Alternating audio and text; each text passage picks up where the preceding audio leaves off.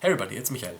I'm back again with another expansion overview, and today I would like to show you Orléans Invasion, or Orléans Invasion if we pronounce it English.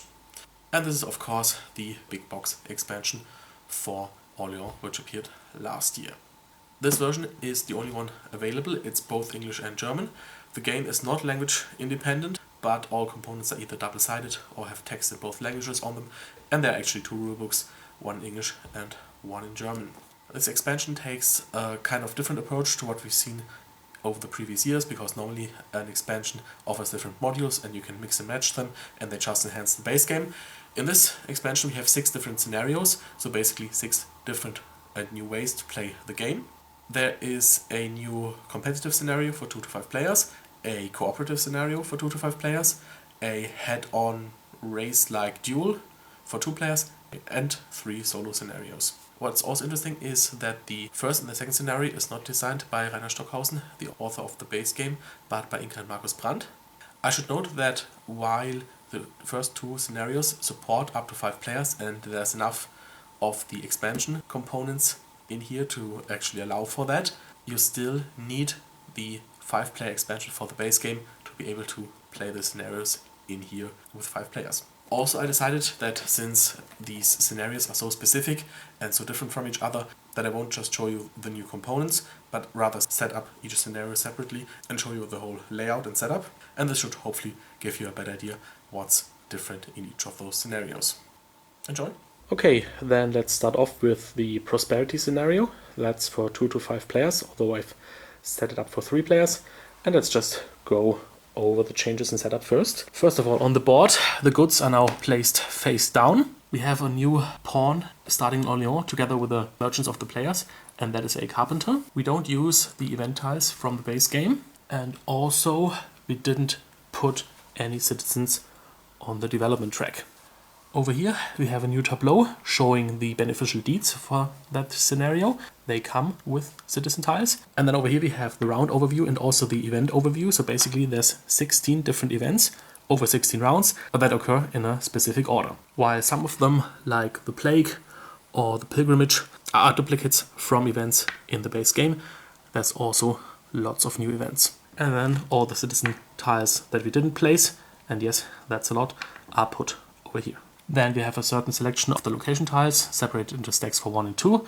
I'll go into the new ones in a minute. We have a face down stack of building cards. And finally, each player receives a carpenter sideboard, an upgrade to the scriptorium, one of these markers, and 1 building card. Actually they get 2, but they pick 1 and the other one is returned to the deck.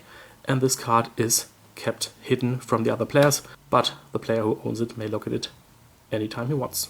The course of the game is basically the same. In the event phase, the marker is advanced 1 space into the next round, and then the event is performed. The major thing that is different is, of course, the carpenter action.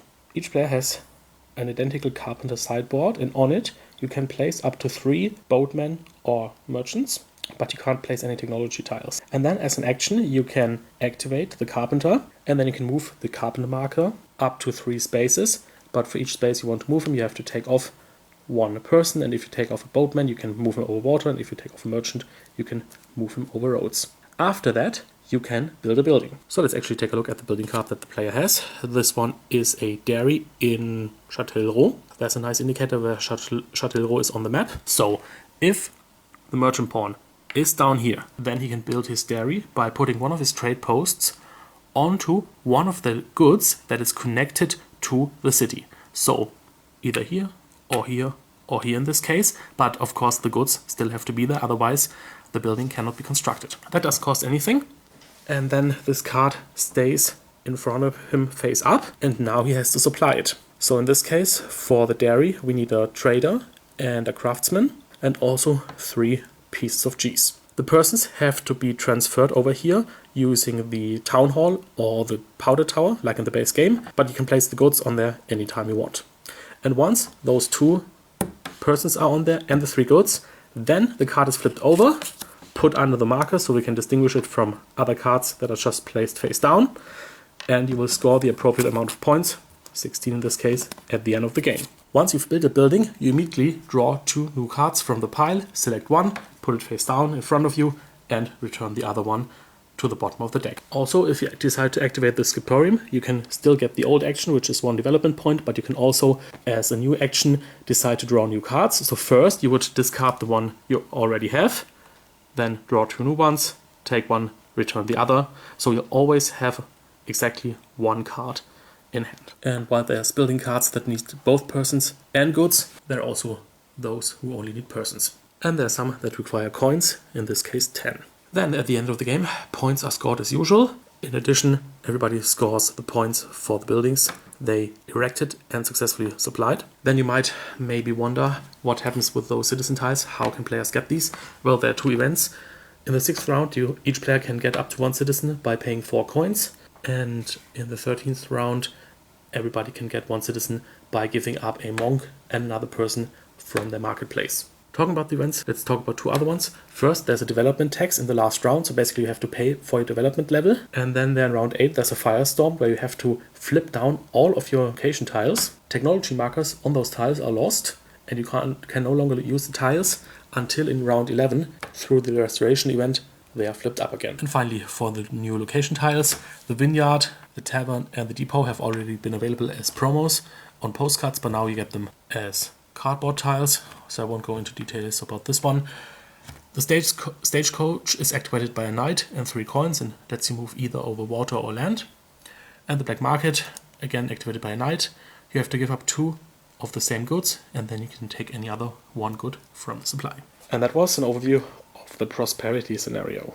Then next up is the cooperative scenario, Invasion, for 2 to 5 players. You can of course play this solo, but then you have to simulate at least 2 players with their separate bags and everything. Since this is a cooperative scenario, you don't play for points, you play for a common goal, and this is basically represented on this board. There are 6 tasks that have to be completed by the end of the 18th round in a 2 to 3 player game, or at the end of the 16th round in a 4 and 5 player game. First, you have to man the city walls with a sufficient number of knights. In a 3 player game, that's 8 knights.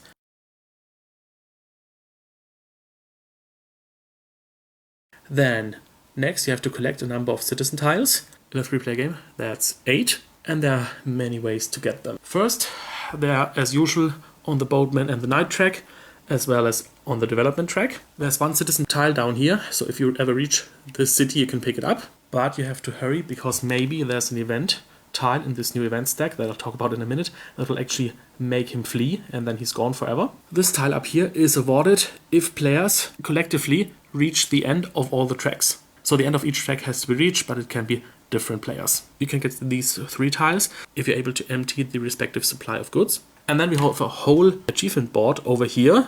You don't have to fulfill these things, but fulfilling each task will again reward you a citizen tile. So for example, in the council we have to send a number of different people. For the civil defense we need a number of farmers. For the clothing store we need 3 brocade and 3 wool. For the treasury we need 10 coins, and for the catapult we need 5 technology tiles. So these are all the ways to get citizens. Then the city treasury has to be filled. Not to be confused with this treasury over here. And in a 3 player game we need 40 coins. Then the warehouse has to be filled with grain, cheese and wine. Then the 5th objective. In each of the outer towns, and there's 13 of those, a fortified tower has to be built. Now on the main map, the outer towns, as they're called, are already marked with these special tokens, so it's easier to see. And since we're only playing a 3 player game, we already start with 3 of those towers built, so we need to build 10 more, 1 at each of the sides. And building a tower is basically the same as building a trade post. You have to move there, you have to use the action of a guild hall or something else that lets you build. And finally, each of the personal objectives have to be completed. For that, each player has received a special character, and I guess this is the only cooperative game where a special character doesn't give you a special ability, but actually a special objective that you have to complete. The librarian, he has to reach a development level of 5, build 1 trade post in Loch, and he has to have 4 place or location tiles. Red is the fisherman. He has to reach the end of the boatsman track. He has to have 4 monks in his bag, and he has to have 2 wool at the end of the game. And black is the councilman. His objective is to fill the assembly hall, and that is a whole lot of additional persons that he has to get, and send over here.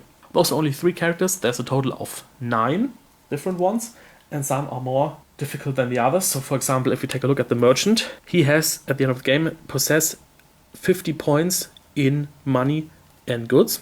And the estate manager, at the end of each round, he has to give up something. So for example, in the first 3 turns, he has to give up 2 coins each, then a wine, 3 development points, a building later on, and so on. And as soon as he cannot give up one of these things, the game is immediately over and the players have lost. The event tiles are not the ones from the base game. There are A and B tiles, and depending on the number of players, you select a certain amount, shuffle each stack separately, put the A's atop of the B's. The last tile will always be the C tile, which represents the invasion, and if by then all tasks are completed, the players will win. And these events are various effects, both good and bad. And there are some event tiles that are marked with this lightning bolt, and they are especially mean, and it's recommended to not use them in a first game. A round basically plays like in the base game. There is no census, because there's no competition on the farmer track, but in the action phase there are certain new options that you can take, and we'll look at those now. And for this, each player has a new support sideboard that offers 4 new actions. With the vehicle, you can send up to 3 goods either to another player or into the city. Into the city meaning you can put it either on this board or on this boat to fulfill the achievements and tasks. And all the goods you send have to go to the same place, so you can't in one action send 2 tiles to another player and 1 to the city.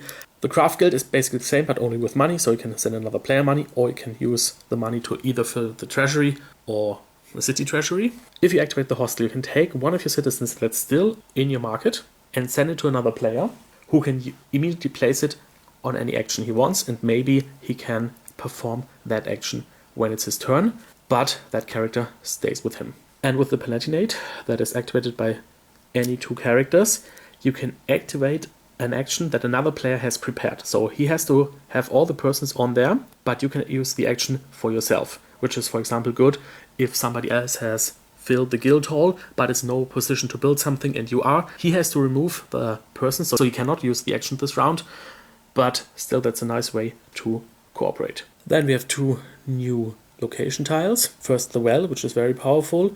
If you activate it, you can activate another one of your actions, even if it is not ready to be activated yet, meaning that there don't have to be any persons on it. So with the well, you can either activate an action that you weren't able to activate this turn because you didn't get the right persons, or you can activate an action twice, once with the well and once in the ordinary way. And this is the market stand. Once activated, you can trade up to 2 goods. Trading means either buy or sell them from or to the supply for the indicated amount in coins. And that's the invasion scenario. Then next up we have the duel, which is a scenario for 2 players. And this is basically a head-on-head competition to see who is the best merchant. And this is represented by these 4 tasks. So each player has 4 markers. Once he has completed a task, the task is marked, and whoever has completed all tasks first will be the winner. In case of a tie, you'll look at wares collected and money. Now ideally this scenario is played with yellow and green because that's the colors that are used here, but of course you can use any colors you like. You just have to agree who will use the upper and who will use the lower spaces. So let's actually take a look at the task right now. The first is to learn bookkeeping. You have to get to the development level of 3. Then you have to establish 3 new branches. That means building 3 trading stations. One of those has to be in a city without any water connected to it. Then you have to deliver 3 wine to Châtellerault. So your trader has to be there and you have to give up 3 wine tokens. And then the 4th task, although you can complete them in any order you like, there's no order implied here. You have to clothe your lady, which means being in Orléans, giving up 3 fabrics, and at least one of those has to be a brocade. The place tiles are actually drafted by the players, so the first player will select 5 of the category number 1 of all tiles that are available. Then the second player will select 5 tiles from category 1 and 5 from category 2. And finally the first player will again select 5 from category 2, so there's 10 of each in the game, the others are not used. A round plays almost like normal. Again, we have events on here in a specific order, and again some of those are new. Then once again, the census doesn't take place. There's no torture in this scenario. As soon as you can't pay something, you immediately lose. And the last thing of note is this bourgeois house. Both players can activate it independently of each other with any one person.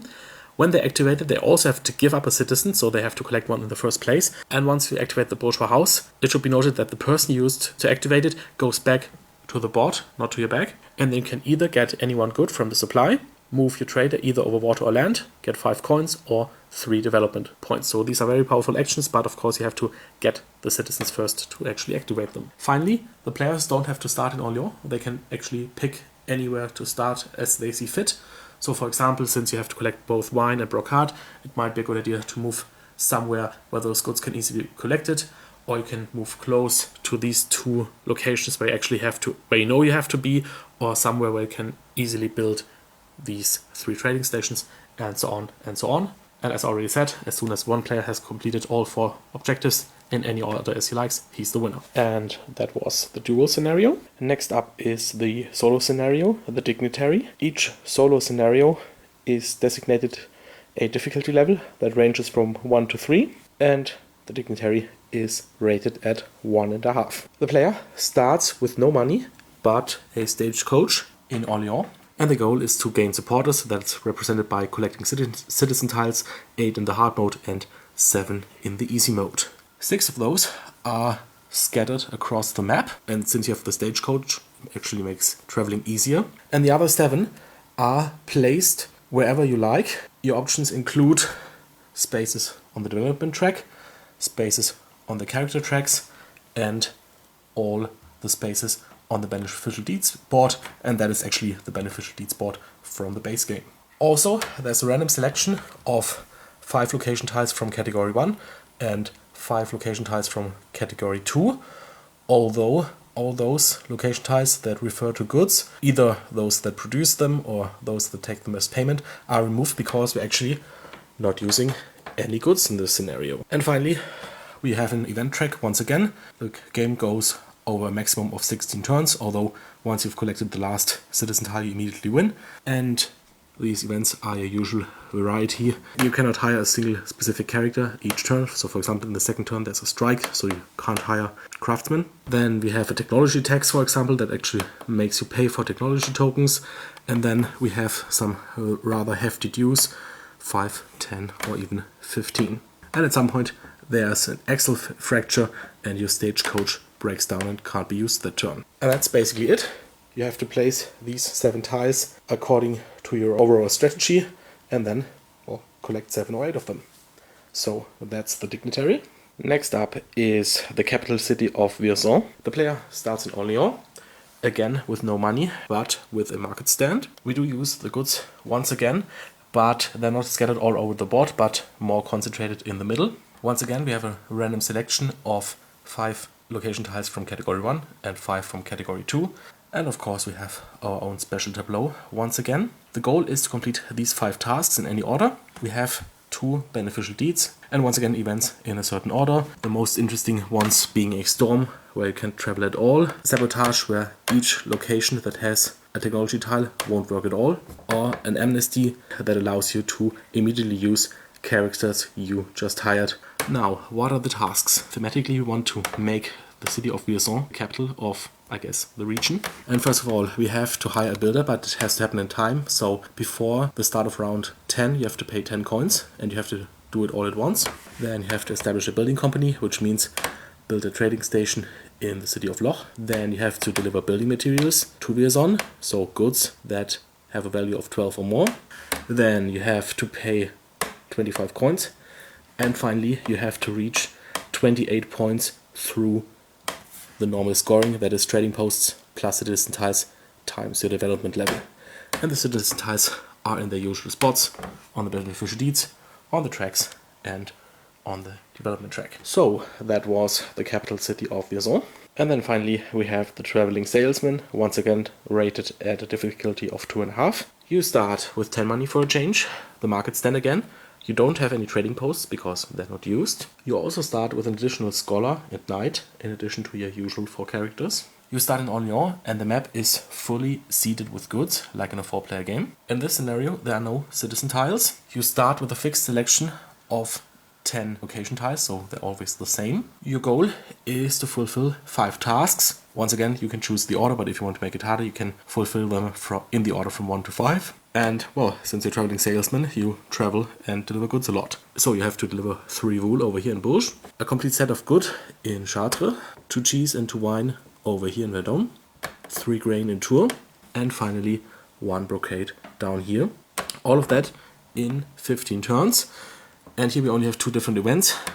For the first 10 turns, you have an event called feeding, where you either have to give up 2 coins or 1 edible good. And then in turns 11 to 15, you have a great feast where you have to give up 2 edible goods or 4 coins. And if you cannot pay, then the game is immediately lost. And I just realized that I forgot something, because in this scenario you're also supposed to use the beneficial deeds board from the base game. And although you cannot claim any citizen tiles, it might still prove handy, because you can get rid of unwanted characters and get some coins in return. And that was the Traveling Salesman, and now we've seen all the scenarios. So, I hope you enjoyed this overview of the 6 scenarios that come with this expansion. I should also mention that all of the new location tiles can be integrated back into the base game. If you just want to play the scenario in the base game, now you can spice things up a little bit. Basically, this box offers something for everybody. If you prefer 2 players, if you prefer solo, if you want to play this game cooperatively, or if you just want a new competitive scenario, it's basically all in here. The new scenarios are very different from what was offered in the base game, especially in the solo scenarios, where in one you don't have any citizens, then you don't have goods, and you have to fulfill different tasks, but always driven by the same back building mechanic. And I guess, and I'm of course not the only person to say this, that this can more or less be taken as confirmation that the base game was a very solid and flexible design. And I guess that's already it. Thanks for watching, have fun playing, and until next time. Bye bye.